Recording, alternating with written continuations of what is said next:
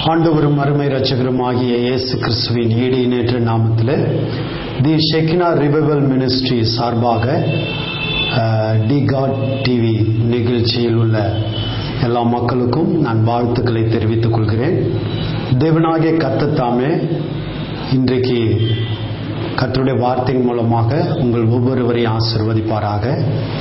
பரிசுத்த வேதாகமத்தில் யோவான் சுவிசேஷ புஸ்தகம் 5வது அதிகாரத்தில் முதல் வசனத்திலிருந்து 15வது வசனம் வரையிலும் நான் வாசிக்க கேட்கும்படியாய் அன்பாய் கேட்கிறேன்.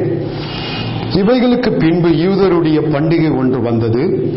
அப்பொழுது இயேசு எருசலேமுக்கு போனார். எபிரேய பாஷையிலே பெதஸ்தா என்னப்பட்ட ஒரு குளம் எருசலேமின் ஆட்டு வாசலின் அருகே இருக்கிறது. அதற்கு 5 மண்டபங்கள் உண்டு.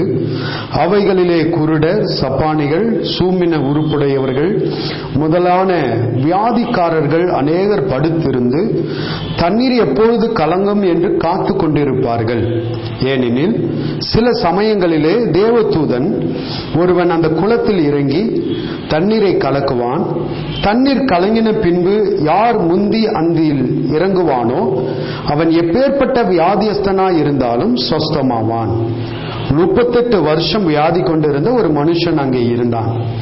படுத்திருந்த அவனை இயேசு கண்டு அவன் வெகு காலமாய் வியாதியஸ்தன் என்று அறிந்து அவனை நோக்கி, சொஸ்தமாக்க வேண்டும் என்று விரும்புகிறாயா என்று கேட்டார். அதற்கு வியாதியஸ்தன், ஆண்டவரே, தண்ணீர் கலக்கப்படும் போது என்னை குளத்தில் கொண்டு போய் விடுகிறதற்கு ஒருவரும் இல்லை. நான் போகிறதற்குள்ள வேறு ஒருவன் எனக்கு முந்தி இறங்கி விடுகிறான் என்றார். இயேசு அவனை நோக்கி, எழுந்திரு, உன் படுக்கையை எடுத்துக்கொண்டு நட என்றார். உடனே அந்த மனுஷன் சுஸ்தமாகி தன் படுக்கையை எடுத்துக்கொண்டு நடந்து போனான். அந்த நாள் ஓய்வு நாளாய் இருந்தது. ஆதலால் யூதர்கள் குணமாக்கப்பட்டவனை நோக்கி, இது ஓய்வு நாளா இருக்கிறது, படுக்கையை எடுத்துக்கொண்டு போகிறது உனக்கு நியாயமல்ல என்றார்கள். அவன் அவர்களுக்கு பிரதியுத்தரமாக, என்னை சொஸ்தமாக்கினவர் உன் படுக்கையை எடுத்துக்கொண்டு நட என்று எனக்கு சொன்னார் என்றார். அதற்கு அவர்கள், உன் படுக்கையை எடுத்துக்கொண்டு நடவென்று உன்னுடனே சொன்ன மனுஷர் யார்? அவனிடத்தில் கேட்டார்கள். சொஸ்தமாக்கப்பட்டவன், அவர் இன்னார் என்று அறியவில்லை. அவ்விடத்தில் ஜனங்கள் கூட்டமாயிருந்தபடியினால் இயேசு விலகி இருந்தார். அதற்கு பின்பு இயேசு அவனை தேவாலயத்திலே கண்டு, இதோ நீ சொஸ்தமானாய், அதிக கேடானதொன்றும் உனக்கு வராதபடி இனி பாவம் செய்யாதே என்றார். அந்த மனுஷன் போய் தன்னை சொஸ்தமாக்கினவர் இயேசு என்று யூதர்களுக்கு அறிவித்தான். கண்களை மூடி நாம் ஜெபிப்போம். அன்பின் பரலோக பிதாவே, வேத வாசனங்கள் ஒவ்வொன்றும் எங்கள் வாழ்க்கையை மாற்றக்கூடிய வல்லமை நிறைந்ததாய் இருக்கிறது. இந்த நிகழ்ச்சி மூலமாக இந்த வார்த்தை கேட்டுக்கொண்டிருக்கிற ஒவ்வொருத்தருடைய வாழ்க்கையும் மாற்றம் அடையட்டும், ஆசீர்வதிக்கப்படட்டும், மேன்மை அடையட்டும். இப்பொழுது இருக்கிறதை பார்க்கலாம் பல மடங்கு உடைய ஜனங்களை கனப்படுத்தும். இயேசுவின் நல்ல நாமத்தில் வேண்டுகிறோம் பிதாவே, ஆமென். எனக்கு அன்பான கர்த்தருடைய ஜனமே, இந்த வேத பகுதியை நாம் பலமுறை கேட்டிருக்கலாம், வாசித்திருக்கலாம், தியானித்திருக்கலாம். இந்த வேத பகுதியை நான் வாசிக்கும் போது ஆண்டவருக்கு நான் அதிகமாய் மகிமை செலுத்தினேன். காரணம், இந்த வேத பகுதியில் அநேக நல்ல காரியங்களை கர்த்தர் ஜனங்களுக்காக வைத்திருக்கிறார். அதை உங்களுக்கு இந்த நிகழ்ச்சி மூலமாக சொல்வதில் நான் மிகுந்த மகிழ்ச்சி அடைகிறேன். முதலாவது காரியம், ஒரு 7 காரியத்தை உங்களிடத்தில் நான் பகிர்ந்து கொள்ள போகிறேன். முதலாவது காரியம், எபிரேய பாஷையிலே பெதஸ்தா என்னப்பட்ட ஒரு குளம் எருசலேமின் ஆட்டு வாசலின் அருகே இருந்தது. அதற்கு 5 மண்டபங்கள் உண்டு என்று எழுதப்பட்டிருக்கிறது. முதலாவது காரியம் என்னவென்று சொன்னால், ஒரு ட்ரெடிஷனலான பிளேஸ், ஒரு பாரம்பரியம் மிக்க ஒரு இடம். அந்த பாரம்பரியம் மிக்க இடத்துல அநேக டூரிஸ்ட் அந்த இடத்துல வந்து சுற்றுலா ஸ்தலமாக இருந்திருக்கலாம். அநேகர் வந்து அதை விசிட் பண்ணிட்டு அதை அழகு பார்த்து போட்டோ எடுத்துட்டு அதை குடும்பத்தோடு வந்து பார்க்கிறவர்கள், நண்பரோடு வந்து பார்க்கிறவர்கள், எந்த ஒரு பாரம்பரியமிக்க ஒரு பகுதியாக இருந்தாலும் அதுல ஜனங்கள் அதிகமாய் குவிந்து பார்ப்பது உண்டு. அப்பேற்பட்ட ஒரு இடமா தான் இந்த பெதஸ்தா குளம் இருந்திருக்க வேண்டும். அந்த இடத்துல அநேகர் வந்து போகிறதுனால அங்க பிச்சை கேட்கும்படியாகவும் அநேக வியாதியஸ்தர்கள் அந்த இடத்துல ஒவ்வொரு நாளும் காணப்படுகிறதை நாம் பார்க்கிறோம். அப்பேற்பட்ட ஒரு சூழ்நிலையிலே 38 வருஷமாய் வியாதியாய் இருந்த ஒரு மனுஷன், அதாவது சப்பானியாய் இருந்த ஒரு மனுஷனை அந்த இடத்துல பார்க்கிறோம். அவனால நடக்க முடியாது. அவன் மட்டும் இல்ல, பல வியாதியஸ்தர்கள் அந்த இடத்துல இருக்கிறார்கள் என்று பார்க்கிறோம். குருடர், சப்பானிகள், சூம்பின உருப்படைவர்கள், இப்படி பல வியாதியோடு இருக்கிறவர்கள் எல்லாம் அந்த இடத்துல இருப்பார்கள். ஒன்று, அந்த இடத்துல அவர்கள் பிச்சை கேட்கும்படியாய் கடந்து வரலாம். இரண்டாவது, எப்போதாவது தேவதூதன் ஒருவன் வானத்திலிருந்து இறங்கி வரும்போது அந்த குளத்தை கலக்கி விடுவானாம். அந்த இடத்துல யார் முந்தி இறங்குகிறார்களோ அவர்களுக்கு அற்புத சுகம் கிடைக்குமா. இப்பேற்பட்ட ஒரு எதிர்பார்ப்போடு கூட அந்த இடத்துல அநேக வியாதியஸ்தர்கள் கூடியிருக்கிறதை பார்க்கிறோம். நீங்கள் இந்த காரியத்தை வாசிக்கும் போது ஒரு காரியத்தை நீங்கள் அறிந்து கொள்ள வேண்டும். இந்த 38 வருஷமா வியாதியாய் இருந்த மனுஷனை இயேசு கண்டு அவனை சுகமாக்கினார் என்று வேதம் சொல்லுகிறது. பல நேரங்களிலே நம்முடைய வாழ்க்கையில அற்புதம் நடக்காமல் இருப்பதற்கு காரணம் நம்ம ட்ரெடிஷனலான காரியங்களை பிடித்து கொண்டிருப்பதுதான். இந்த மனுஷனும் அவ்விதமாக தான் காணப்படுகிறான். ஆண்டவர் கேட்கிறாரு, நான் சுகமாக்கணும்னு நீ விருப்பப்படுகிறாயா என்று ஆண்டவர் கேட்கிறார். ஆனால் அவன் சொல்லுகிற காரியம் பாருங்க, தேவதூதன் எப்போது கலக்குவானோ என்று நான் காத்திருப்பேன். கலங்குற நேரத்தில் யாராவது என்னை கொண்டு போய் விடுவாங்களான்னு ஏங்கிட்டு இருக்கும் போது எனக்கு முந்தி வேற யாராலும் இறங்கி விடுவார்கள். நல்லா கவனிங்க. ஒரு காது கேட்காதவன் அல்லது வாய் பேசாதவன், கண்ணு தெரியாதவன் அப்படின்னா அவனுக்கு நடக்க முடியும், மற்ற செயல்கள் அவனுக்கு இல்லை. அவனுக்கு தேவதூதனை பார்த்த உடனேவே அல்லது கேள்விப்பட்ட உடனேவே ஓடி போய் குதிச்சு விடுவான். ஆனா அந்த முடமா இருக்கிற மனுஷன் அவன் முயற்சி எடுத்தாலும் உடனே அவன் போய் குதிக்க முடியாது, அவன் சுகத்தை பெற்றுக்கொள்ள முடியாது. ஆண்டவர் அவன் இடத்துல கேட்கும் போது அவன் சொன்ன பதிலை பாருங்கள். இந்த குளத்தை யாராவது எப்பவாவது தேவதூதன் வந்து கலக்குவார், அப்போது எனக்கு சுகம் கிடைக்கும். நிறைய நேரங்களிலே பல மக்கள் இன்றைக்கு சபைக்குள்ள இருக்கிறார்கள்.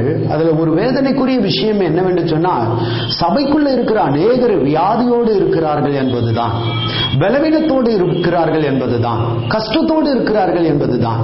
நீ திருச்சபைக்குள்ளே கர்த்தர் உன்னை அழைக்கும் போதே உன்னை ஆசீர்வதிக்கும்படியாக தான் அழைக்கிறார். அல்லேலூயா. அந்த ஆசீர்வாதத்தை நீங்கள் அனுபவிக்க வேண்டும், பெற்றுக்கொள்ள வேண்டும் என்பதை நான் விருப்பப்படுகிறேன். எனக்கு அன்பான தேவ பிள்ளையே, ட்ரெடிஷனலா அநேக கிறிஸ்தவ மக்கள் வாழ்ந்து வருகிறார்கள். நான் நன்றாக ஜெபிப்பேன், நல்லா விசுவாசிப்பேன், எல்லா கூட்டத்துக்கும் கலந்து கொள்வேன், தசம பாகம் காணிக்கைகளை சரியாக நான் செலுத்துவேன். இப்படி எல்லா காரியத்திலும் சரியாக இருக்கிறவர்களுடைய வாழ்க்கை நல்லா இருந்ததுன்னா கர்த்தருக்கு ஸ்தோத்திரம். ஆனால் ஏதோ ஒரு இடத்துல தவறு நடக்கிறதை நாம் பார்க்கிறோம். காரணம், அவங்க தங்கள் பிடிவாதத்தில் இருக்கிறார்களே தவிர விசுவாசத்தில் வாழ்கிறது இல்லை. பல நேரங்களில் விசுவாச மக்களை சபையில பார்த்தது உண்டு. இது ஏன் இடம், இதுல நான் உட்காருவேன், இந்த இடத்தை விட்டு நான் எந்த இடத்துலையும் மாறி உட்கார மாட்டேன் அப்படின்னு சொல்லுவாங்க. சிலர் பார்த்தீங்கன்னு சொன்னா, நான் 5 வருஷம் விசுவாசி, நான் 10 வருஷம் விசுவாசி, நானும் இந்த சபை ஆரம்பிச்ச நாள்ல இருந்து பாஸ்டர் கூட துணையா நிக்கிறேன், அதனால நான் சொல்றதை தான் நீங்க செய்யணும்ட்டு ஒரு விதமான ஒரு கட்டுக்குள்ள காணப்படுகிறதை நாம் பார்க்கிறோம். எந்த ஒரு விசுவாசியா இருந்தாலும் ஆண்டவருடைய கிருபையை சார்ந்திருக்கிற மக்களை தான் கர்த்தர் ஆசீர்வதிக்கிறார். அல்லேலூயா. அவன் சாதாரண விசுவாசியா இருக்கலாம், அல்லது முதிர்ந்த விசுவாசியா இருக்கலாம், மூப்பராய் இருக்கலாம், அல்லது உடன் ஊழியக்காரனாய் கூட இருக்கலாம். பிரியமான கர்த்தருடைய பிள்ளையே, உனக்கு தேவ கிருபை இருந்தால் மட்டும்தான் நீ ஆசீர்வதிக்கப்பட முடியும். நீங்கள் உங்களுடைய ட்ரெடிஷனலை நம்பிட்டு இருக்க கூடாது. நான் எப்பேற்பட்ட நாள் தெரியுமா, நான் எந்த ஜாதியான் தெரியுமா, எப்பேற்பட்ட குலத்தை சேர்ந்தவன் தெரியுமா, எங்க அப்பா பாஸ்டர், எங்க தாத்தா ரெவரண்ட், அப்படியெல்லாம் சொல்லுகிற மக்களை நம்ம பார்க்கிறோம். ஆனால் இன்றைக்கு அவங்களுடைய வாழ்க்கை ஆசீர்வதிக்கப்பட்டிருக்கா அப்படின்னு பார்த்தா கேள்விக்குறியாதான் இருக்கு. எனக்கு அன்பான தேவ பிள்ளையே, இந்த வார்த்தையை கேட்கும் போது ஒருவேளை உங்களுடைய வாழ்க்கை தரம் மாறவில்லை என்று சொன்னால், எந்த காரியத்தில் ட்ரெடிஷனலா பாரம்பரியமா நம்ம செயல்பட்டு இருக்கிறோம். பாத்தீங்கன்னா பாரம்பரிய ஜபம், பாரம்பரிய உபவாசம், பாரம்பரிய ஐக்கியம். ஆனா அதன் பிறகு பாத்தீங்கன்னு சொன்னா உண்மையான ஒரு மனம் திரும்புதலோ, உண்மையான ஐக்கியமோ, உண்மையான ஆராதனையோ கிடையாது. போகிறோம், வருகிறோம், சபைக்கு ஆராதனை செய்யறோம், எல்லா காரியத்திலையும் ஊழியக்காரனுக்கு செய்ய வேண்டிய காரியங்கள்லாம் கரெக்டா செய்யறோம், கடந்து வந்து விடுகிறோம். அதுதான் நம்முடைய வாழ்க்கை அல்ல. தேவனோடு கூட ஒரு நல்ல ஐக்கியம் நம் ஒவ்வொருவருக்கும் தேவை. அல்லேலூயா. எனக்கு அன்பான சகோதரனே, கர்த்தருடைய பிள்ளையே, இந்த வார்த்தையை கேட்டுக்கொண்டிருக்கும் போது நான் உங்களுக்காக ஒரு வார்த்தை சொல்கிறேன். பாரம்பரிய பாரம்பரியத்தை பிடித்துக் கொண்டிருக்காதீர்கள். கர்த்தர் இந்த புதிய நாட்களில் உங்களுக்கு புதிய வாழ்க்கையை கொடுக்க ஆசைப்படுகிறார். ஒரு புதிய ஜெனரேஷனுக்கு தகுந்தது போல உங்கள் வாழ்க்கை தரத்தை மாற்ற விரும்புகிறார். பலரு நான் பார்த்திருக்கிறேன். என்னுடைய அனுபவத்தில் சொல்ல போனா என்னுடைய மாமியாரை நான் இந்த இடத்துல ஒரு உதாரணமா சொல்ல முடியும். காரணம், ஆண்டவர் இடத்துல நாங்க ஜெபிப்போம், ஆண்டவரே என்னுடைய வீட்டில் உள்ள பொருள் எல்லாம் புதுசா மாறினா நல்லா இருக்கும் அப்படின்னு சொல்லிட்டு புதுசா ஆண்டவர் கொடுத்துருவாரு. ஒரு புது ஃப்ரிட்ஜ் வந்தாலும் அல்லது சோபா வந்தாலும் ஒரு சேர் வந்தாலும் பழைய தூக்கி போட்டுறணும் அல்லது யாருக்காவது கொடுத்துடணும்னு நாங்க நினைச்சிருப்போம். ஆனா அவங்க புதுசு வேணும்னு விருப்பப்படுவாங்க. ஆனா பழச கொடுக்கறதுக்கு கொஞ்சம் தயங்குவாங்க. ஏன்னா பாரம்பரியமா அதுலயே உட்கார்ந்து பழகியாச்சு, அதுலயே இருந்து பழகியாச்சு. அதனால அது அவங்களுக்கு ஒரு மாதிரி ஒரு பிடிச்சது போல ஆயிடுச்சு. அதனால பழச நம்ம விளக்கினாதான் புதுசு கடந்து வரும் என்பதை நம்ம மறந்துடக்கூடாது. அதனால பழைய எண்ணத்துல நீங்க இருந்துகிட்டு புதிய ஒரு நன்மைகளை பெற்றுக்கொள்ளணும் அப்படின்னா அது சாத்தியம் இல்லை. தேவன் இந்த புதிய நாட்கள்ல, புதிய ஏற்பாட்டின் நாட்கள்ல இந்த புதிய ஜெனரேஷனுக்கு தகுந்தது போல கர்த்தர் உங்களை எவ்விதமாய் உயர்த்துகிறாரோ அந்த காரியத்திற்கு நீங்கள் உங்களை ஒப்புக் கொடுக்கும் போது உங்க வாழ்க்கை தரம் நன்றாக இருக்கும். கர்த்தர் உங்களை வைத்திருக்கிற திட்டங்களும் நோக்கங்களும் நிறைவேறும் என்பதை மறந்து விடாதீர்கள். இந்த இடத்துல அந்த பாரம்பரியமான காரியத்தை தான் இவன் சொல்லுகிறதை நாம் பார்க்கிறோம். ஒன்று. இரண்டாவது, அந்த இடத்துல எப்பேற்பட்ட மக்கள் காணப்பட்டார்கள்? அநேகர் தேவையோடு காணப்பட்டார்கள், வியாதியஸ்தர்கள் காணப்பட்டார்கள், அவருடைய சரீர சுகத்தை விருப்பப்பட்டு காணப்பட்டார்கள். நல்லா கவனிங்க. நாமும் அந்த ஏதோ ஒரு காரியத்திற்கு தேவையோடு கூட தான் நாம் வாழ்ந்து வருகிறோம். தேவையுள்ள ஜனங்களாக தான் நாம் இருக்கிறோம். அநேக காரியங்களை தேவனிடத்துல பல வருடங்களாக முறையிட்டு ஜெபித்து வருகிறோம். ஆனால் இன்றும் நம்முடைய தேவைகள் சந்திக்கப்படவில்லை. அதற்கு என்ன காரணம்? எந்த இடத்துல மிஸ் ஆயிருக்கு, என்ன ப்ராப்ளம் அப்படின்றத நம்ம ஆராய்ச்சி பண்ணி பார்க்க வேண்டும். நம்மை நாமே நிதானித்து அறிய வேண்டும். நாம தேவனுடைய ஆசீர்வாதத்தை பெற முடியாதபடிக்கு தடை செய்கிற காரியம் என்ன என்பதை நாம் யோசித்து பார்ப்போம் என்று சொன்னால் நிச்சயம் நம்முடைய வாழ்க்கை நன்றாக இருக்கும். அல்லேலூயா. இந்த இடத்துல தேவையுள்ள மக்கள் இருக்கிறார்கள். சபைக்குள்ளேயும் இந்த வார்த்தையை கேட்டுக்கொண்டிருக்கிற உங்களுக்கும் கூட பலவிதமான தேவை காணப்படும். பல வருடங்களாக நீங்கள் ஜெபித்து வரலாம், விசுவாசித்து வரலாம், ஆனால் இன்னும் அற்புதம் நடக்கவில்லை என்று சொல்லி சோர்ந்து போயிருக்கலாம். பிரியமானவர்களே, எனக்கு தெரிஞ்ச அநேக குடும்பங்கள் இவ்விதமாக காணப்படுகிறார்கள். அப்போ ஜெபிக்கும் போது ஆண்டவர் உணர்த்துவார், அவர்களிடத்துல குறை சொல்லுகிற ஆவி இருக்கிறது, குற்றம் பிடிக்கிற ஆவி இருக்கிறது, கசப்பான எண்ணம் இருக்கிறது, வீண் பெருமையான எண்ணங்கள் இருக்கிறது. ஒருவரையும் அவர்கள் விட்டு வைக்க மாட்டார்களாம். அப்படி தங்கள் வாயினால எப்படியெல்லாம் சபிக்கணுமோ அப்படியெல்லாம் சபிப்பார்களாம். ஆனால் ஜெபிக்கும் போது நல்ல வார்த்தைகளை சொல்லுவார்கள், கர்த்தருக்கு பிரியமாய் இருப்பது போல ஆக்ட் பண்ணுவார்கள். இது போலலாம் காணப்படும் போது தேவன் அவர்களை ஆசீர்வதிப்பதை கிடையாது. எனக்கு அன்பான கர்த்தருடைய பிள்ளையே, உங்களுக்கும் தேவைகள் உண்டு. உங்களுடைய வாழ்க்கையில இந்த அற்புதம் நடக்காமல் இருப்பதற்கு காரணம் என்ன என்பதை நீங்கள் ஆராய்ந்து பார்க்க வேண்டும் என்பதை நான் உங்களுக்கு உணர்த்த விரும்புகிறேன். ஹல்லேலூயா. பிரியமான கர்த்தருடைய பிள்ளைகளே, சபைக்குள்ள இருக்கிற நாம் தேவையோடு இருக்கும்போது தேவன் நம்மிடத்துல தேவைகளை சந்திக்க அவர் தேடி வருகிறார் என்பதை மறந்து விடாதீர்கள். நீ தேவனுடைய வார்த்தையை கேட்க எப்பெல்லாம் சபைக்கு போகிறாயோ அப்பொழுதெல்லாம் கர்த்தர் உனக்கு உதவி செய்வதற்காக அவர் உன்னை நோக்கி கடந்து வருகிறார். உன் பக்கத்தில் இருக்கிறார், உன்னிடத்துல பேச விரும்புகிறார். நீ அவருடைய ஆசீர்வாதத்தை பெற ஆயத்தமாய் இருக்கிறாயா? எனக்கு அன்பான கர்த்தருடைய ஜனமே, அநேகருடைய வாழ்க்கை இன்றைக்கும் மாறவில்லை. பல வருடங்கள் ஆயிடுச்சு சபைக்கு போய். ஆனால் ஆரம்ப நாட்கள்ல இருந்த அன்பு, ஆரம்ப நாட்கள்ல இருந்த அந்த விசுவாசம், ஆரம்ப நாட்கள்ல இருந்த அந்த ஜப வாழ்க்கை இன்றைக்கு இல்லை. கடமைக்காக போவதும் வருவதுமாய் காணப்படுகிறார்கள். எனக்கு அன்பான தேவ பிள்ளையே, உன் வாழ்க்கையில அவ்விதமான தவறுகள் நடக்காதபடிக்கு நீ பார்த்து கொள்ள வேண்டும். நீங்கள் தேவனுடைய ஆசீர்வாதத்தை பெற வேண்டும் என்பதை நான் விருப்பப்படுகிறேன். பிரியமான கர்த்தருடைய பிள்ளையே, உங்களுக்கும் அநேக தேவைகள் உண்டு. குடும்ப தேவைகள் உண்டு, சரீர தேவைகள் உண்டு, உன் பிள்ளைகளுடைய தேவைகள் உண்டு, உன்னுடைய பெற்றோருடைய தேவைகள் உண்டு. அதை எல்லாவற்றையும் நிறைவேற்ற கர்த்தர் உன் பக்கத்துல வர விருப்பப்படுகிறார். அதை நீ அறிந்து விட்டு கொடுப்பாய் என்று சொன்னால் உன் வாழ்க்கை மாறும், நீ ஆசீர்வதிக்கப்படுவாய். சங்கீதம் 139 கடைசி 2 வசனம் சொல்கிறது, தேவனே என்னை ஆராய்ந்து பாரும், என் சிந்தையை அறிந்து கொள்ளும், என்னை சோதித்து பார்த்து என் இருதயத்தை அறிந்து கொள்ளும், வேதனை உண்டாக்க வழி என்னிடத்தில் உண்டோ என்று பார்த்து என்னை நித்திய வழியிலே நடத்தும்.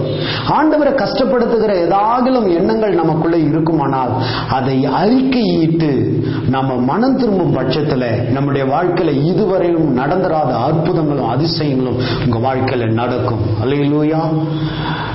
பல வருடத்திற்கு முன்பாக ஒரு சகோதரி என்னை நோக்கி கடந்து வந்தார்கள். பாஸ்டர், உங்களிடத்துல நான் ஜெபித்துக் கொள்ள வேண்டும் என்று கடந்து வந்தார்கள். நான் அப்போ என்னுடைய பிரேயர் டவர்ல ஜெப மையத்துல நான் ஜெபித்துக் கொண்டு இருந்தேன். அப்போ என்னை பார்த்து அவர்கள் விதமாய் சொன்னார்கள், பாஸ்டர், எனக்கு என்னுடைய பெருவிரல்ல, காலில் உள்ள பெருவிரல்ல பாத்தீங்கன்னு சொன்னா ஒரு புண்ணு வந்திருக்கு. கிட்டத்தட்ட 14 வருஷமா அந்த புண்ணு ஆறவே இல்லை. எத்தனையோ ட்ரீட்மெண்ட் எடுத்துட்டேன், அந்த ட்ரீட்மெண்ட்ல குணமாகவே கிடையாது. பெரிய பெரிய ஊழியக்காரர்கள், அவர்கள் சொன்ன ஊழியக்காரர்கள்லாம் பார்க்கும்போது எனக்கு ரொம்ப ஆச்சரியமா இருந்தது. அவ்வளவு பெரிய பெரிய ஊழியக்காரர்கள் அவர்களுக்காக ஜெபித்திருக்கிறார்கள். ஆனால் அந்த சகோதரிக்கு சுகம் கிடைக்கவில்லை. அதற்கு என்ன காரணம் என்று எனக்கு தெரியல. அப்ப நான் சொன்னேன், அவ்வளவு பெரிய ஊழியக்காரர்கள்லாம் ஜெபம் பண்ணி அற்புதம் நடக்காதது என்னால நடக்குமான்னு நான் மனசுக்குள்ள நினைச்சிட்டேன். ஆனாலும் நான் என்னை விட்டு கொடுக்கல, நான் ஜெபிச்சேன். சரி ஜெபிக்கலாமா வாங்க அப்படின்னு ஜெபித்த போது ஆண்டவர் உணர்த்தினார். 14 வருடத்திற்கு முன்பாக அவர்கள் செய்த தவறை அவர்களுக்கு நான் சுட்டி காண்பித்தேன். ஆண்டவர் சொல்றாருமா, நீங்கள் தேவனுக்கும் உங்களுக்கும் ஒரு இவ்விதமான ஒரு தவறு நடந்தது, அதை நீங்கள் அறிக்கையிட சொல்லி உங்கள் வாலிபத்தில் செய்த அந்த தவறு நிமித்தமாக இந்த புண்ணு ஆறமாட்டதுன்னு கர்த்தர் சொல்றாரு. நீங்க போய் உண்மையா விட்டு கொடுங்க, நிச்சயம் கர்த்தர் உங்களை ஆசீர்வதிப்பார்னு சொல்லி ஆலோசனை கொடுத்து ஒரு கடமைக்காக ஒரு ஜெபம் பண்ணி அனுப்பிவிட்டேன். அடுத்த வாரம் அவர்கள் என்னை நோக்கி வந்தார்கள். அவர்கள் சொன்னார்கள், எனக்கு ரொம்ப ஆச்சரியமா இருந்தது. அவர்கள் அந்த காரியத்தை தேவன் உணர்த்தி அறிக்கை செய்தார்கள். பாருங்க, அற்புதமாய் அவர்களை ஆண்டவர் குணப்படுத்தி விட்டார். அல்லேலூயா. 14 வருடமாக அவர்கள் பெருவிரல்ல இருந்த அந்த புண்ணு அவர்களுக்கு சரியாகவில்லை. எத்தனையோ ஊழியக்காரர்களிடத்தில் ஜெபித்தும் அற்புதம் நடக்கவில்லை. ஆனால் அறிக்கையிட்ட மாத்திரத்தில் அற்புதம் நடந்தது. இதை ஏன் நான் உங்களுக்கு சொல்கிறேன் என்று சொன்னால், உங்க வாழ்க்கையின் ஆசீர்வாதங்கள் எந்த இடத்துல தவறுகிறது என்பதை நீங்கள் ஆராய்ந்து அறிந்து அதை பெற்றுக்கொள்ள வேண்டும் என்று சொல்லி நான் விருப்பப்படுகிறேன். நீங்களும் கூட ஏதாவது ஒரு தவறுகள் செய்து தேவனுடைய ஆசீர்வாதத்தை இழந்திருப்பீர்களா? எனக்கு அன்பான சகோதரனே, சகோதரியே, இந்த வார்த்தையை கேட்டு உன்னை ஒப்புக்கொடு. இன்றைக்கு கர்த்தர் உங்க வாழ்க்கையில அற்புதம் செய்வார். மூன்றாவது காரியம், இந்த இடத்துல படுத்திருந்த அவனை இயேசு கண்டு வெகு காலமாய் வியாதியஸ்தன் என்று அறிந்து ஆண்டவர் கேட்கிறார், சொஸ்தமாக வேண்டும் என்று நீ விருப்பப்படுகிறாயா? இது ரொம்ப அருமையான கேள்வி. இந்த வார்த்தையை நான் பேசும்போது ரொம்ப சந்தோஷப்படுகிறேன், கர்த்தருக்கு மகிமை செலுத்துகிறேன். ஆண்டவர் நம்முடைய விருப்பத்தை அறிந்து நமக்கு உதவி செய்ய விரும்புகிறார். அதனாலதான் சங்கீதம் 20 தாவீது விதமாய் சொல்கிறார், அவர் உமது மன விருப்பத்தின்படி உனக்கு தந்தருளி உமது ஆலோசனைகள் எல்லாம் நிறைவேற்றுவாராக. நீ விருப்பப்படுகிறாயா? தேவன் உங்க வாழ்க்கையில அற்புதத்தை செய்ய வேண்டும் என்று நீங்கள் விருப்பப்படுகிறாயா? உன் பிசினஸ்ல கர்த்தர் ஒரு அற்புதத்தை செய்ய வேண்டும் என்று சொல்லி நீ விருப்பப்படுகிறாயா? உன் திருச்சபையில கர்த்தர் உனக்கு அற்புதம் செய்ய வேண்டும் என்று சொல்லி நீ விருப்பப்படுகிறாயா? உன்னுடைய உறவினர்கள் மத்தியிலே, உங்களுடைய நண்பர்கள் மத்தியிலே தேவனுடைய அற்புதத்தை நீ பெற வேண்டும் என்று சொல்லி நீ வித்தியாசப்பட்ட ஒரு மனுஷனாய், ஆசீர்வாதமான ஒரு மனுஷனாய் வாழ வேண்டும் என்று நீ விருப்பப்படுகிறாயா என்று கர்த்தர் உன்னை பார்த்து கேட்கிறார். எனக்கு அன்பான கர்த்தருடைய பிள்ளைகளே, ஆண்டவர் பாருங்க எவ்வளவு அருமையான ஒரு கேள்வியை கேட்கிறார். பல நேரங்களில் நம்ம விருப்பமில்லாத காரியத்தை கடமைக்காக போய் கேட்போம், ஜெபிப்போம், இவன் செய்யறானா பார்க்கலாம் அப்படின்ற ஒரு காரியத்துல நம்ம முயற்சி எடுப்போம். ஆனா அவிதமான காரியத்தை ஆண்டவர் பதில் கொடுக்கிறது கிடையாது. இந்த இடத்துல கர்த்தர் சொல்ற, நீ விருப்பப்படுகிறாயா? எனக்கு தெரிஞ்ச ஒரு குடும்பம் கணவன் மனைவிக்குள்ள பல விதமான பிரச்சனையோடு கூட சபைக்குள்ளே கடந்து வந்தார்கள். நான் ஜெபிக்கும்படியாய் அவர்களுக்கு நல்ல ஆலோசனைகளை கொடுத்து அவர்களுக்கு ஜெபிக்கும்படியாய் இருவரும் ஒன்று சேர்ந்து வாருங்கள், கை கோர்த்து கொண்டு நில்லுங்கள் என்று சொன்னேன். ஆனால் மனதில் ஒருத்தருக்கு ஒருத்தர் பயங்கரமான கசப்பு வெறுப்போடு இருந்தபடினால கை கோர்ப்பதற்கு அவர்களுக்கு விருப்பம் இல்லை, ஒன்று சேர்ந்து வருவதற்கு விருப்பம் இல்லை. கணவன் ஒத்துழைக்கிற நேரத்தில் மனைவி முரண்டு பிடிச்சாங்க, மனைவி ஒத்துழைக்கிற நேரத்தில் கணவர் முரண்டு பிடிச்சாரு. அப்படி ஒரு சூழ்நிலையில இருவரையும் ஒன்று சேர்த்து வாங்க ஜெபிக்கலாம் அப்படின்னு நான் கேட்கும் போது அவர்களிடத்துல இவ்விதமாய் ஒரு கேள்வியை கேட்டேன், நீங்க விருப்பப்படுறீங்களா உங்க வாழ்க்கை நல்லா இருக்கணும்னு சொல்லிட்டு? இந்த கேள்வி கேட்கும் போது அவர்கள் பதிலே சொல்லவில்லை. அந்த கணவர் கொஞ்ச நேரம் கழிச்சு சொல்லிட்டாரு, ஆனா நான் கட்டாயம் விருப்பப்படுறேனா, என் வாழ்க்கை நல்லா இருக்கணும், நானும் என் மனைவி பிள்ளைகளோடு சந்தோஷமா இருக்கணும்னு விருப்பப்படுறேனா அப்படி. ஆனா அந்த பெண்ணு, அந்த சகோதரி அவ்விதமான பதில சொல்லல. அதை பார்க்கும் போது எனக்கு ரொம்ப வேதனையா இருந்தது. 2 பெண் பிள்ளைங்க, நல்ல தேவன் ஆசீர்வாதமாய் கொடுத்த அருமையான குடும்பம், ஆனா விருப்பம் இல்லை. எனக்கு அன்பான கர்த்தருடைய பிள்ளைய, அதன் பிறகு ஆண்டவருடைய வார்த்தையை அவர்களுக்கு எவ்விதமாய் சொன்னால் ஏற்றுக்கொள்வார்களோ அவ்விதமாக ஆலோசனை கொடுத்து ஒப்பு கொடுக்க வச்சு ஜெபிச்சு அனுப்பணும். இன்றைக்கு நல்லா இருக்கிறார்கள். அல்லேலூயா. சத்துரு குடும்பத்தை கெடுக்க நினைக்கிறான், நம்முடைய விருப்பங்களை தடை செய்கிறான், நம்முடைய ஆசீர்வாதங்களை தடை செய்ய நினைக்கிறான்.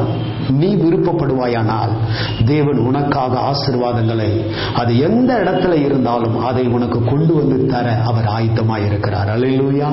எனக்கு அன்பான கர்த்தருடைய பிள்ளையே, இன்னொரு சம்பவம் எனக்கு ஞாபகம் வருகிறது. ஒரு சகோதரனுடைய பெயர் டேனியல். நல்ல பரிசுத்தவானுடைய பெயர், நல்ல ஒரு தீர்க்கதரிசியுடைய பெயர். அவர் ஒரு முறை ஜெபிக்கிறவதற்கு என்னுடைய ஜெப மையத்திற்கு கடந்து வந்திருந்தார். அப்போ நான் ஜெபித்து ஆபீஸ்ல ஜெபித்து கொண்டு இருந்தேன். அவர் முழங்கால் படிட்டு, ஐயா எனக்காக ஜெபம் பண்ணுங்க அப்படின்னாரு. எதுக்காக ஜெபிக்கணும் அப்படின்னு நான் கேட்டேன். கேட்கும்போது அவர் சொன்னார், என் மனைவி ஊருக்கு போயிருக்கிறாங்க, அவங்க என்னை விட்டு பிரிஞ்சு போயிட்டாங்க, அவங்க என்னோட கூட வந்து சேரணும், அதுக்காக ஜெபம் பண்ணுங்க. நான் இன்னொரு கேள்வி கேட்டேன், நீங்க ஏதாவது தவறு பண்றீங்களா அப்படின்ட்டு. அப்போ அவங்க சொன்னாங்க, இயேசு பத்தி எனக்கு நல்லா தெரியும் ஐயா, எனக்கு சிகரெட் குடிக்கிற பழக்கம் இருக்கு, எனக்கு பிராந்தி குடிக்கிற பழக்கம் இருக்கு, விதமான பழக்கம் இருக்கு, ஆனா இதை விட விருப்பம் இல்லை எனக்கு. ஆனா என் போன மனைவி என்னோட கூட வரணும்னு நான் விருப்பப்படுகிறேன் அப்படிங்க. நான் கேட்டேன், உங்க பெயர் டேனியல், பரிசுத்தவானுடைய பெயரை வச்சிருக்கிறீங்க, நீங்க உங்க வாழ்க்கை நல்லா இருக்கணும்னா இவ்விதமான கெட்ட பழக்கத்தில இருந்து விடுபடணும், அப்படி ஆசைப்படுங்க, நிச்சயம் தேவன் உங்களை ஆசீர்வதிப்பார். அப்போ அவர் ஒத்துக்கவே இல்லை. இல்ல, நானும் சிகரெட் விட எனக்கு விருப்பம் இல்லை, ஆனா என் வாழ்க்கையில் அற்புதம் நடக்கும். எப்படி அற்புதம் நடக்கும்? அவங்களுக்கு ஜென்ரலா சில ஆலோசனைகளை கொடுத்து அவர்களை நான் அனுப்பிவிட்டேன், ஜெபிக்கவில்லை. காரணம், உன் மன விருப்பத்தின்படி தான் கர்த்தர் உனக்கு தந்தருளுகிறார். உன் ஆசை எதுவா இருந்தாலும் அது தேவனுக்கு விருப்பமான ஆசையானால் நிச்சயம் அது உனக்கு வாய்க்க பண்ணுவார். அல்லேலூயா. எனக்கு அன்பான கர்த்தருடைய பிள்ளையே, இந்த 38 வருஷமாய் வியாதியோடு இருக்கிற மனுஷனை பார்த்து கேட்கிறார், நீ விருப்பப்படுகிறாயா? ஏனென்று சொன்னால் வேதம் சொல்லுகிறது, நீ விரும்புகிறபடி உனக்கு ஆகும், சமாதானத்தோடு போ என்று சொல்லுகிறார். நீ என்ன விருப்பப்படுகிறாய்? உன் வாழ்க்கை எப்படி இருக்கணும்னு விருப்பப்படுகிறாய்? உன் குடும்பம் எந்த லெவல்ல போகணும் என்று நீ விருப்பப்படுகிறாய்? உன் பிள்ளைகள் என்ன படிப்புல படிக்க வேண்டும், எந்த உயர்வில் இருக்க வேண்டும் என்று நீ விருப்பப்படுகிறாய்? உன் கணவனை குறித்த உன்னுடைய ஆசை என்ன? உன் மனைவியை குறித்த உன்னுடைய ஆசை என்ன? உன் பிள்ளைகளை குறித்த உன்னுடைய ஆசை என்ன? இதையெல்லாம் ஆண்டவர் இடத்துல ஒரு லிஸ்ட் போட்டு கர்த்தரிடத்துல தெரியப்படுத்து. ஆண்டவரே, நான் விருப்பப்படுகிறேன், நானும் என் கணவனும் என் பிள்ளைகளும் என் மனைவியும் என்னுடைய திருச்சபை மக்களும் என் உறவினர்களும் என் நண்பர்களும் இவ்விதமான வாழ்க்கையை வாழ வேண்டும் என்று சொல்லு. நீ விருப்பப்படுகிற காரியத்தை கர்த்தர் உனக்கு வாய்க்க பண்ணுவார். எனக்கு அன்பான கர்த்தருடைய பிள்ளையே, பல வருடத்திற்கு முன்னாடி ஒரு கஷ்டத்தோடு வாழ்ந்து கொண்டிருக்கும் போது நான் விருப்பப்பட்ட நாட்கள் அநேகர் உண்டு. அநேக காரியங்கள் கனவாகவே போயிருக்கு, கனவு பட்டது கனவாகவே போயிருக்கு, ஒரு நாள் அது நிறைவேறினதில்லை. ஆனா கர்த்தர் இந்த சத்தியத்தை வெளிப்படுத்தும் போது நான் விருப்பப்படுகிற காரியத்தை இன்றைக்கும் கர்த்தர் எனக்காக செய்கிறார். அல்லேலூயா.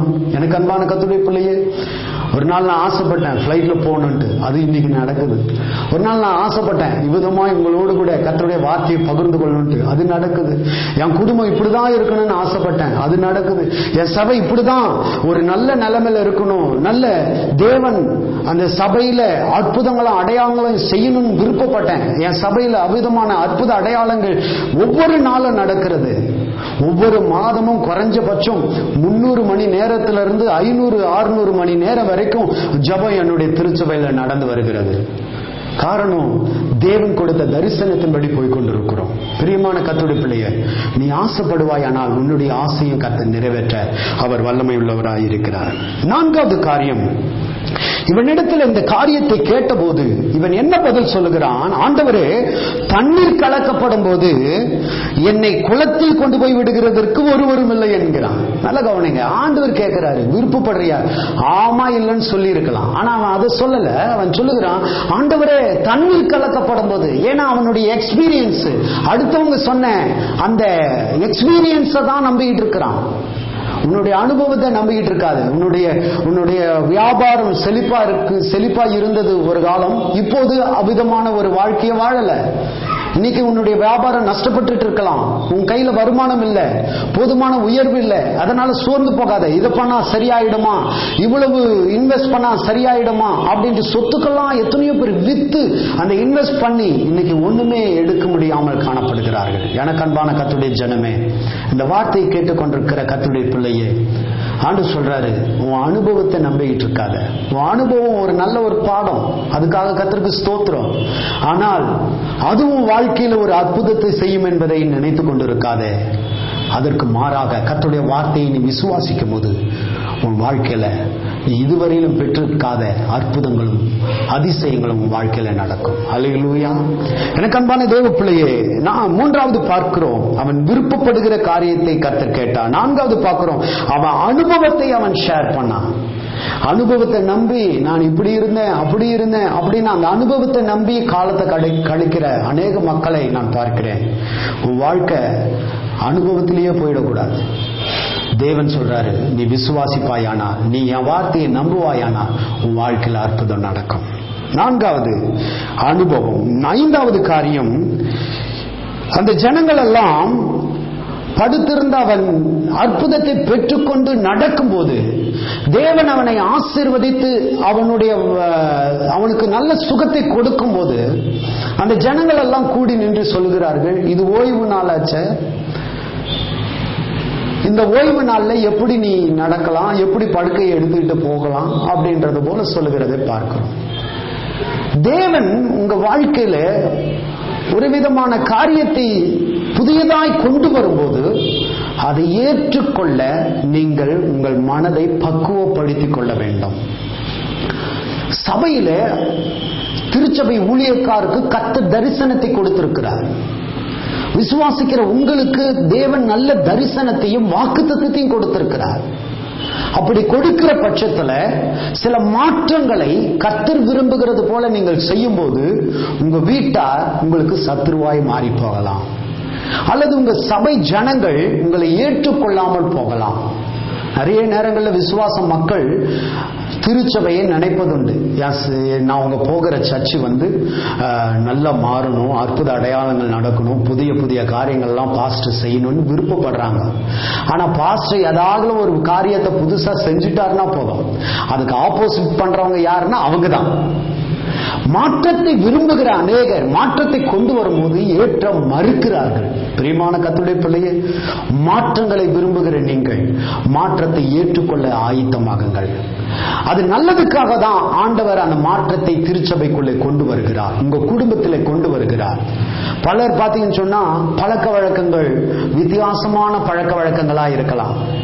அவர்கள் தூங்கி எந்திரிச்சு அவங்களுடைய அனுதின காரியங்களை செய்யும் போது அவர்கள் எப்போதும் போல தங்கள் வாழ்க்கையை நடத்தி கொண்டிருக்கலாம். ஒரு புதுசா ஒருத்தரை பார்க்கும்போது அவங்க எழுந்திருச்சு ட்ரெஸ் பண்றது, அவங்க நீட்டா ஒரு காரியத்துக்கு போய் வந்து செய்யும் போது அந்த காரியத்தை சக்சஸ் பண்ணும் போது அவங்களுடைய காரியத்துல நேர்த்தியான வேலைகளை ஒழுங்கு கிரமமாய் அவர்கள் செய்யும் போது அதை பார்த்து நம்ம பொறாமப்படலாம். என்ன இவங்க நேர்த்தியா செய்யறாங்களே, அது நம்ம ஏற்றுக்கொள்ள மறுக்கிறோம். பிரியமான கர்த்தருடைய பிள்ளையே, அவிதமான எண்ணங்களை மாற்றிக்கொள்ளுங்கள்.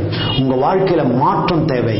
உங்கள் வாழ்க்கையில கர்த்தருடைய வார்த்தையை ஏற்றுக்கொண்ட மாத்திரத்துல நீங்கள் மாற்றத்தை அக்செப்ட் பண்ணிக்கொள்ளுங்க. நிச்சயம் உங்க வாழ்க்கை மாறும், ஆசீர்வதிக்கப்படும். அல்லேலூயா. எனக்கு அன்பான கர்த்தருடைய பிள்ளையே, இவர்கள் ஓய்வு நாள்ல எப்படி நீ நடந்து போகலாம், எப்படி படுக்கையை எடுத்துட்டு போகலான்ட்டு சண்டை போடுகிறவர்களாய்த்தான் காணப்பட்டார்கள். உங்களுடைய வாழ்க்கை தேவனுடைய கரத்தில் ஒப்பு கொடுத்து விடுங்கள். தேவனுடைய சித்தத்திற்கு ஒப்பு கொடுத்து விடுங்கள். அவர் விருப்பப்படுகிறது போல உங்க வாழ்க்கையை அமைத்துக் கொள்ளுங்கள். நிச்சயம் நீங்கள் நன்றாக இருக்க முடியும். ஆறாவது, ஆண்டவர் அவனுக்கு ஒரு புதிய வாழ்க்கையை, ஒரு நியூ லைஃப் ஆண்டவர் கொடுத்திருக்கிறதை பார்க்கிறோம். சொஸ்தமாக்கப்பட்ட அவனை எல்லாரும் கேட்கிறார்கள், யார் உன்னை சொஸ்தமாக்கினார் என்று சொல்லி. அவன் எனக்கு தெரியாது என்கிறான். ஆனால் ஒரு நாள் அவன் தேவாலயத்தில் போய் ஆண்டவரை தொழுது கொண்டிருக்கிற பட்சத்தில் இயேசு அந்த தேவாலயத்தில் அவனை கண்டு அவன் இடத்துல சொல்லுகிறார், இனி கேடான ஒன்றையும் நீ செய்யாதே, இனி பாவம் செய்யாதே அப்படின்னு அட்வைஸ் பண்ணும்போது தான் தெரிகிறது இவர் இயேசு கிறிஸ்து. எனக்கு அன்பான கர்த்தருடைய பிள்ளையே, ஆண்டவர் உனக்கு ஒரு புதிய வாழ்க்கையை கொடுக்க விரும்புகிறார். ஆறாவது காரியம், அந்த புதிய வாழ்க்கையை நீங்கள் சரியானபடி தக்க வைத்துக் கொள்ள வேண்டும். உனக்கு கொடுக்கப்பட்டிருக்கிற ரட்சிப்பு, உனக்கு கொடுக்கப்பட்டிருக்கிற அபிஷேகம், உனக்கு கொடுக்கப்பட்டிருக்கிற நீதி, நியாயம், இவைகளை யாருக்காகவும் நீங்கள் விட்டு கொடுத்து விடக்கூடாது. அல்லேலூயா. ஆண்டவர் உனக்கு கொடுத்திருக்கிற வாழ்க்கை ஒரு புதிய வாழ்க்கை. யோசிச்சு பாருங்க, 38 வருஷமா ஒருத்தன் நடக்க முடியாம ஒரு இடத்துல காணப்படுறான். கர்த்தர் அவனை தேடி வந்து அற்புத சுகத்தை கொடுத்து அவனை ஆச்சரியத்துக்குள்ளே நடத்தினார். யோசிச்சு பாருங்க, அவன் நடந்து பார்த்திருப்பான், அவன் குதிச்சு பார்த்திருப்பான், ஆண்டவரை மகிமைப்படுத்தி இருப்பான். அவன் இதுவரையிலும் அவனுடைய கால் கை விளங்காமல் இருந்தது. ஆனா கர்த்தர் அதை மாற்றிவிட்டார். அவனுடைய வாழ்க்கை தரத்தை மாற்றிவிட்டார். அவனை கர்த்தர் மேன்மைப்படுத்தி விட்டார். இந்த வாழ்க்கை உனக்கும் உண்டு. நீ விசுவாசிப்பாயானால் உன்னை தேடி வந்த தெய்வத்தை நீ கண்டுகொள்ள வேண்டும். நீ அதை விசுவாசிக்க வேண்டும். அவர் சொல்லுகிறது போல உங்கள் வாழ்க்கையை நீங்கள் மாற்றிக்கொள்ள வேண்டும். இந்த இடத்துல பார்க்கிறோம், அவன் இயேசுவை மகிமைப்படுத்தினான். இயேசு இந்த அற்புதத்தை செய்தார் என்பதை சொன்னான். பலர் சபைக்குள்ள வருகிறார்கள். பல இந்து மக்கள், இஸ்லாமிய மக்கள், பல மொழி பேசுகிறவர்கள், பல மதத்தினர்கள் திருச்சபைக்குள்ள வருகிறார்கள். அற்புதத்தை பெற்றுக்கொள்கிறார்கள். ஆண்டவரை மகிமைப்படுத்துகிறார்கள். கர்த்தருக்கு ஸ்தோத்திரம். சிலர் அவருடைய வீடுகளிலே தன் தாய் தகப்பனுக்கு சபைக்கு போய் இந்த அற்புதம் கிடைச்சிருச்சுன்னு சொன்னா ஏற்றுக்கொள்ள விருப்பம் இல்லாமல் அவர்கள் சொல்லுகிறார்கள், நீங்கள் அப்படியெல்லாம் சொல்லக்கூடாது, இயேசு அற்புதம் செஞ்சாருன்னு சொல்லக்கூடாதுன்ட்டு அவர்களை கடிந்து கொள்கிறார்கள். அவர்களை கண்டிச்சு வைக்கிறாங்க. என்னுடைய நண்பர் ஒருவர் உண்டு. அவர் பேர் பால் ஜெயக்குமார். அவர் ஒரு உடையார் குடும்பத்தை சார்ந்தவர். அவர் பார்த்தீங்கன்னு சொன்னா ஒரு இந்து குடும்பமாக காணப்பட்டார். அவருக்கு வலுப்பி வியாதி அதிகமாய் பிக்ஸ் அதிகமாய் காணப்பட்டது. அந்த ட்ரீட்மெண்ட்டுக்காக எத்தனையோ மருத்துவரை நாடி இருக்கிறார். ஒருவரும் அவரை குணப்படுத்த முடியவில்லை. பலவிதமான ஆயுர்வேதிக் ட்ரீட்மெண்ட் எடுத்திருக்கிறார். அப்போதும் குணமாகவில்லை. ஒரு முறை ஒரு கிறிஸ்தவ சகோதரியை சந்தித்து பேசும்போது அந்த சகோதரி இயேசுவின் அன்பை அவர்களுக்கு சொல்லி இருக்கிறார். அப்போ சொல்லும் போது விதமாய் சொல்லுகிறார், அப்பா உனக்கு இருக்கிற வியாதியே நீ சொல்றப்பா, நீ இயேசுன்னு சொல்லிட்டு பாடு, உன் வாழ்க்கையில் அற்புதம் நடக்கும். என்னங்க, எத்தனையோ மாத்திரை மருந்து எடுத்துட்டேன், எத்தனையோ ட்ரீட்மெண்ட் பார்த்துட்டேன், எத்தனையோ மந்திரவாதி பூஜை பண்றவங்க கிட்ட போயிட்டேன், அப்பெல்லாம் கிடைக்காதது, இந்த இயேசுன்னு சொன்னா கிடைக்குமா? நிச்சயம் இயேசுன்னு சொல்லிட்டு தூங்குப்பா, அன்னைக்கு நிம்மதியான தூக்கத்தை கடவுள் தருவாருன்னு சொல்லிட்டு அவங்க ஆலோசனை கொடுத்து அனுப்பிச்சிட்டாங்க. இவரும் ஏனதானமான்ட்டு தூங்கும் போது இயேசுவே எனக்கு நல்ல தூக்கத்தை தாங்கன்னு சொல்லிட்டு யதார்த்தமா சொல்லிட்டு படுத்திருக்கிறார். அடுத்த நாள் 7 மணி வரைக்கும் அவர் நல்லா தூங்கி இருக்கிறார். அந்த குடும்பத்தார் எல்லாருமே பார்த்திருக்கிறாங்க. ஒவ்வொரு நாளும் அவருக்கு பாத்தீங்கன்னு சொன்னா ஒரு 8 முறை 9 முறையாவது அந்த வலுப்பு வியாதி வந்துடும். நைட்டெல்லாம் வழக்கழிக்கும், அவரை வேதனைப்படுத்தும், அவரை துக்கப்படுத்தும். அந்த குடும்பமே அந்த காரியத்தை கண்டு அழுவார்கள், வேதனைப்படுவார்கள். ஆனா அன்னைக்கு அந்த காரியம் நடக்கல. ஆச்சரியமா இருந்தது, என்ன இவன் ஆச்சரியமா இவ்வளவு நேரம் தூங்குகிறானே என்று சொல்லி அவன் எழுந்திருச்சு பார்க்கும்போது எல்லாரும் ஆச்சரியப்பட்டு பார்க்கிற, என்னவையா ஆச்சு, என்ன உனக்கு பண்ணுச்சு அப்படின்னு அவங்க அப்பா அம்மா கேட்கும் போது இவர் சொன்னாராம், இயேசு என்று நான் சொல்லிட்டு படுத்தேன், அந்த இயேசு என்னை சுகமாக்கிட்டார். அமைதியாரு, எங்கேயும் போய் சொல்லிடாத அப்படின்ட்டு அவரை கட்டுப்படுத்தினார்கள். ஆனால் அவரால் கட்டுப்படுத்தி வைக்க முடியவில்லை. கர்த்தருக்கு மகிமையாக தேவனுடைய அழைப்பை பெற்றுக்கொண்டு அவர் பைபிள் காலேஜ் படிச்சார். என்னோடு கூட பைபிள் காலேஜ் படிச்சாரு. ஆண்டவர் அவரை அழைச்ச அழைப்புல உண்மையா இருந்தார். அவர் ரட்சிக்கப்பட்டு சபைக்குள்ள வீட்டுக்குள்ள கடந்து செல்லும் போது அவங்க வீட்டார் அவரை ஏற்றுக்கொள்ளவில்லை. அவர்கள் வீட்டார் அவரை வெளியே துரத்தி வீடு கூட்டுகிற சீமாரை எடுத்து விளக்கமாரை எடுத்து அவரை அடித்து வேதனைப்படுத்தி, என் வீட்டுக்குள்ள கால் எடுத்து வைக்காத, இந்த வீட்டுக்கும் உனக்கும் சம்மந்தம் இல்லை, வெளியே போயிடுன்னு சொல்லிட்டார். அப்படி ஒரு அவமானப்பட்ட ஒரு நிலைமையில் அவர் காணப்பட்டார். ஆனா கர்த்தர் அவரை இன்னைக்கு மேன்மையாய் வைத்திருக்கிறார். அவர் சொன்னாரு, தமிழ்நாட்டில் பைபிள் காலேஜ் முடிச்சு அவர் சொன்னாரு, நான் ஆந்திராவில் போய் ஊழியம் செய்ய போறேன். நான் கேட்டேன், ஆந்திராவில் போய் ஊழியம் செய்யணும்னா அந்த லாங்குவேஜ் உனக்கு, தெலுங்கு லாங்குவேஜ் உனக்கு தெரியுமான்னு கேட்டேன். ஆனா அவர் சொன்னாரு, எனக்கு தெரியாது. எப்படி போறீங்க? கர்த்தர் என்ன சொல்றாரு, போக சொல்றாரு, அதனால நான் போறேன். அதே போல கர்த்தருடைய வார்த்தையை கேட்டு அவர் கடந்து சென்றார். இன்னைக்கு அருமையான ஒரு சபை, நல்ல மனைவி, அருமையான ஒரு மகன், ஒரு பிள்ளையை ஆண்டவர் கொடுத்து சபை குடும்பமா கர்த்தருடைய நாமத்தை மகிமைப்படுத்துகிறார்கள். இன்னைக்கு வரைக்கும் அந்த வியாதி அவரை சந்திக்கவே இல்லை. காரணம், அவரை இயேசு கிறிஸ்து அவரை மாற்றிவிட்டார். உங்க வாழ்க்கையிலையும் கர்த்தர் உங்களுடைய வாழ்க்கையில் அற்புதம் செய்வார் என்று சொன்னார், நீங்கள் தேவனுக்கு சாட்சியாய் நிற்க வேண்டும் என்று நான் விருப்பப்படுகிறேன். எந்த இடத்துல போனாலும் ஆண்டவரை மகிமைப்படுத்துங்க.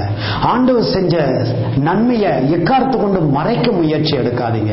என் சபையில ஒரு சகோதரனும் சகோதரியும் குடும்பமாக திருச்சபைக்கு வந்து கொண்டிருக்கிறார்கள். அந்த சகோதரி பேர் ஜீவரத்னம், அவருடைய கணவர் பேர் ரவி. இவர்கள் இருவரும் ஒரு இந்து வைராக்கியமான ஒரு குடும்பத்தை சார்ந்தவர்கள். மருத்துவத்தில் போய் ஹாஸ்பிட்டல் போய் அவர் ட்ரீட்மெண்ட் எடுக்க போகும்போது, பலவீனப்பட்டதனால ட்ரீட்மெண்ட் எடுக்க போகும்போது அவர்கள் கண்டுபிடித்து விட்டார்கள், கர்ப்ப பையில கேன்சர் இருப்பதாக. அந்த கேன்சரை குணமாக்க முடியவே முடியாது என்ற ஒரு ரிசல்ட் அவர்களுக்கு கடந்து வந்தது. அப்போது யாரோ ஒருவர் மூலமாக கேள்விப்பட்டு சபைக்குள்ளே வந்தார்கள். நான் தேவனுடைய நாமத்தில் அவர்களுக்கு சொல்லி ஜெபித்தேன். கர்த்தர் அவர்களுக்கு அந்த நாளிலே அற்புதத்தை, சுகத்தை கொடுத்தார். அல்லேலூயா. அவர்கள் சுகத்தை பெற்றுக்கொண்டு அவருடைய வீட்டார் இடத்துல போகும்போது அந்த வீட்டார் அதை ஏற்றுக்கொள்ள மறுத்தார்கள். பரவாயில்ல, இயேசுனுக்கு சுகம் கொடுத்ததாகவே இருக்கட்டும், உங்க வீட்டிலையும் நீ மூத்த பிள்ளை, அவரும் மூத்த பிள்ளை, இந்த நிலைமையில நீங்க இயேசுவை நாடி போனீங்கன்னு சொன்னா, இயேசுவின் சத்தியத்தை நீங்க மற்றவங்களுக்கு சொன்னீங்கன்னா, ஆண்டவர் தான் அற்புதம் செஞ்சார் என்பதை மற்றவங்களுக்கு சொன்னீங்கன்னா நம்ம ஜனங்கள்லாம் உங்களை வெறுத்துருவாங்க, ஒதுக்கிடுவாங்க, அதெல்லாம் சொல்லாதீங்கன்னு சொன்னார்கள். ஆனால் அவர்கள் கர்த்தருக்காக சாட்சியா இன்றைக்கு வரைக்கும் இருக்கிறார்கள். பாருங்க, யூட்ரஸ்ல கேன்சர் இருந்தனால குழந்தை பெற்றெடுக்கக்கூடியதான பாக்கியமும் இல்லை என்று மருத்துவர் அவர்களுக்கு சர்டிபிகேட் கொடுத்துட்டாங்க. ஆனா கர்த்தர் அதையும் பொய்யா மாற்றிவிட்டார். நாங்கள் ஜெபித்தோம், 40 நாள் உபவாசம் எடுத்து ஜெபித்தோம். இன்றைக்கு அருமையான 2 பெண் பிள்ளைகளை கர்த்தர் கொடுத்து அவர்களை திருச்சபையில சாட்சியாய் வைத்திருக்கிறார்.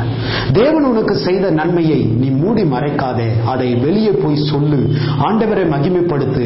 கர்த்தர் உனக்கு செய்த நன்மைகளை ஆண்டவர் சொல்ல சொல்ல உன் வாழ்க்கையில இன்னும் அற்புதங்களை, இன்னும் மேன்மையை ஆண்டவர் உன் வாழ்க்கையில செய்வார். கடைசியாக இந்த இடத்துல பார்க்கிறோம், அவன் சாட்சி சொல்லி கர்த்தரை மகிமைப்படுத்தான். தேவாலயத்தில் அவன் காணப்பட்டான் என்று பார்க்கிறோம்.